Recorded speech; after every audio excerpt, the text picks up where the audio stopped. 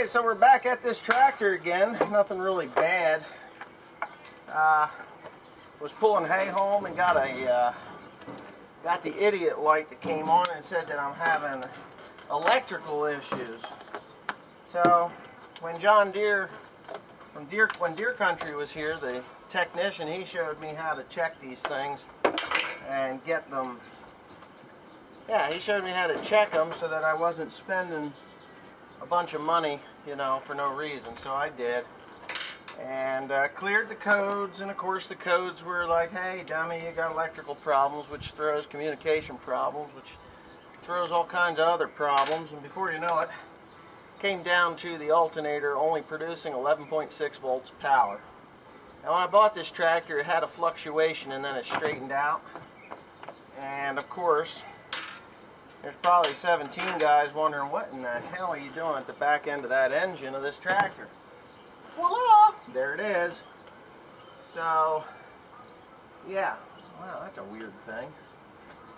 That's probably one of the weirdest things I've seen on a tractor right there. What is that? Oh, that, my friend, is a failure waiting to happen. I'll have to tend to that when I get done here. So, I don't know if that's a 3/8 or ½ inch. Alright, so I gotta get my ½ inch drive so I can take that belt off. Hold your. Okay, so for the most part, I went and got my tools and, you know, back and forth a couple times. Smashed my finger here in a second.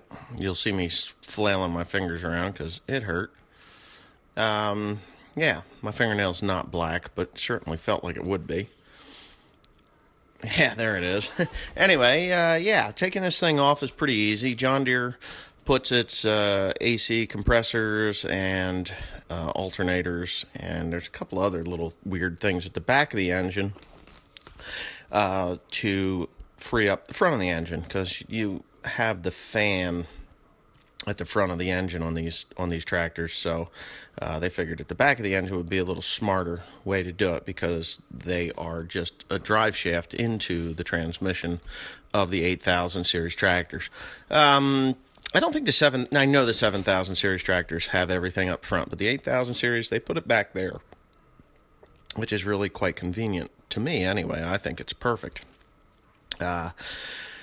You know, you just got to have the right tools. Everything is metric here, and when you do get the sucker off of there, the hardest part is the belt. It really is. As you see, I got that bar. It's in a vertical position there. I took a wire tie. It's a ½ inch breaker bar, and what I did was I took a wire tie, put it at the top, tied it fast to hold the tensioner away from the belt. But when you go to put the belt back on, it's a smart idea to go ahead and put the belt over the pulley first, instead of trying to put the belt on after that. And how do I know that? Well, you'll see a little later in the video. Anyway, here we go. It's out. Did you shut it off? No, I'm supposed to turn it on. Oh, you didn't turn it on? No, that's what I said. That's small.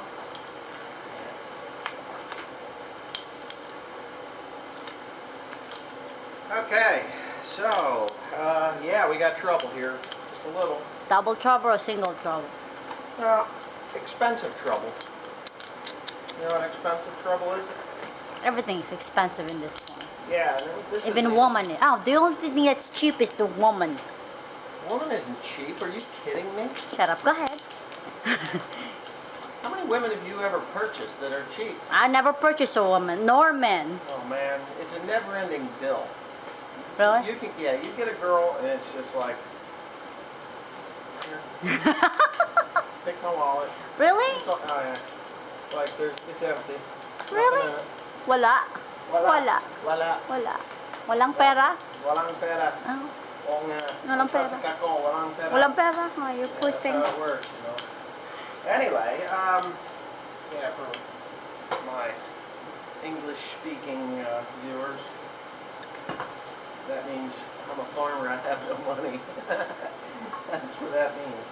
But anyhow, you're looking at a 200 amp alternator out of the 8530. You saw that earlier in the video. This little gem is $1,050. What? Yeah, $1,050 new. Does it have gold in it? That's what I was thinking. Now, that 8120 has a new alternator on it. The funny thing about that alternator, I remember it being somewhere around $400. So I'm going to take this off of here because I got the 8120. Are they the same size? Yes. Same alternator. This is a John Deere Reman alternator. I think it's the same. Well, it's in the same size, same design. This one here is actually a smaller regulator on it. That one I think is like 120. Let me look with my phone here real quick. I gotta... Oh shoot, I'm trying to get my camera, or not my camera, my flashlight.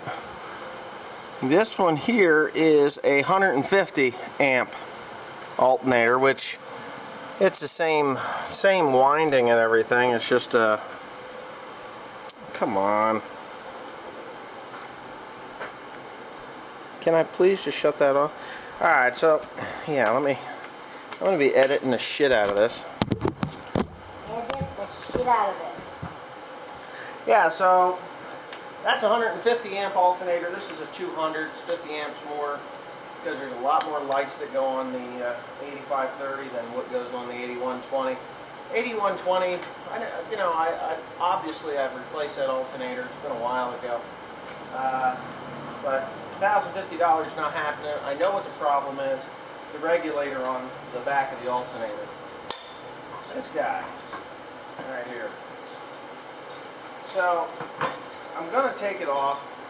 I ordered a new one, $133 for a new one delivered here. So I'm going to take this off, I'm going to clean it up a little bit, and then I'm going to reinstall it. And we'll see how that goes. Right? See how it goes. Hopefully it works until the new part comes. Alright, so after that little bit of banter between me and Teresa, she went to work on the 7810, cleaning it up on the inside, windows, dashboard, all that other stuff, because I'm quite possibly going to be selling the 7810 along with the 8120. I would like to sell them both. Joseph is in the 8120 cleaning the windows and on the inside, and I'm fixing nicks and dings on the main frame of the tractor with brand new fresh paint after sanding and buffing out all the little problems that we had there. So what I'm doing here is I am cleaning out the regulator. There's two brushes on the regulator that run on the armature of that alternator. I discovered that the armature on the alternator had a little bit of a problem to it. Like there's a little copper wheel that goes on the armature and it is missing. The only thing that's left to it, I think it actually just wore the hell out. But the only thing is, I'm blowing it out now, but the only thing that's left of it is the knurled piece where it slides on. Now, I don't know if that's a serviceable part or not. I know John Deere wants, like I said, $10.50 for that alternator new, but I did actually, after I completed this video, the voltage went down to the point where it was, below 12.5 volts, which causes it to sound the alarms. So anyway, I ended up buying a Reman for $635 delivered. They're going to get it to me probably by Monday or Tuesday. I can continue to run the tractor with this alternator until then because it is charging. It's just not charging up to full capacity. What I'll do is clear the codes out when I'm done running it. I'll just clear the codes out when I'm done running it and replace the alternator. Now, the problem with the alternator is I got to put the new pulley on the new alternator, take the old pulley off of this one and put it on the new one, which is always a pain in the ass. They don't come off very easy. If you don't have the right puller, you can damage the armature of that alternator. So I don't know how it's going to go, but a little brass hammer and you ought to be able to knock it off pretty easy and reinstall it. So that's just the way that goes. And it is tight quarters. You'll see me going in and out of here looking for Well, actually, I think I've done it already. But there's the belt was, yeah, I've got it all on. But the belt was such a nightmare to put on because I didn't put the alternator on the belt before I installed it. But anyways, here's the rest of the video. Okay, I'm going to shut this door here. Alright, so, I think I explained this already, but I forget. I'm getting old, you know. I have ordered a regulator. I can see that the brushes are shot, and possibly the armature has got a fucked up spot on it. So I cleaned it, I moved it closer, and we'll see if that cures the problem. Hopefully I can get my... Yep. Now, we'll let this thing do its thing. Now, it's not charging any more than it was. It's 11.8 volts. Oh, I got 12.1, 12.2. It may come up.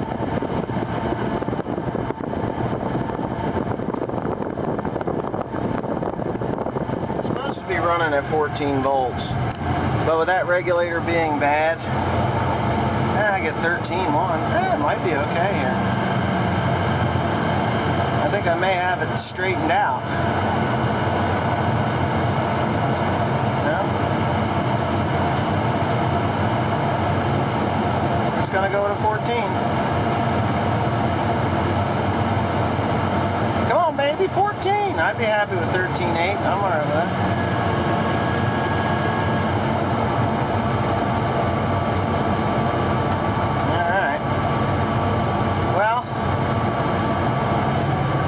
To say that's a good temporary fix to a bigger problem. I know that the alternator is having troubles with that regulator. I'm going to get the new regulator said if you do this. So anyway, I'm going to turn the lights on, and that dropped her down to dropped it to 13.6 and came back up to 13.7. So I'm pretty happy that it's going to work. I think it's going to be okay for today. When I get the new part, I mean, 11 volts, 11.5 volts is not acceptable. That just means it's draining my battery. So yeah, all right. So I'm going to call that a temporary fix to a bigger problem. When I get the new part, I'm definitely going to go whole hog and fix the damn thing. So anyways, I hope you enjoyed it. Thanks for watching. Please comment, rate, and subscribe. And it's steadily going down. So I came back up again. I hit the lights on, and it jumps right to 13.7. So yeah, it's doing its thing. It's not right, but it will be. Again, that alternator is $1,050. If worst comes to worst, I'm gonna have to buy one. Then I'm gonna send this one out to have it remanufactured. So yeah, there you go.